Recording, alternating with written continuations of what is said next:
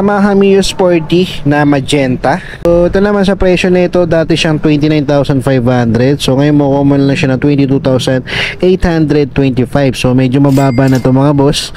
Yan, sa 29,000 medyo mababa na rin siya. So ngayon bumaba pa na sa 22,825 na lang. Tapos kung kukunin mo naman ng installment pa to, yan, 0 down payment na siya. Tapos sa monthly niya for 36 months, 1,590.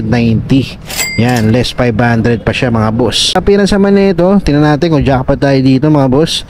Yan, sa odo niya 2,795. So sa odo niya sa halagang 22,000. Pwede na to mga boss, 2,700.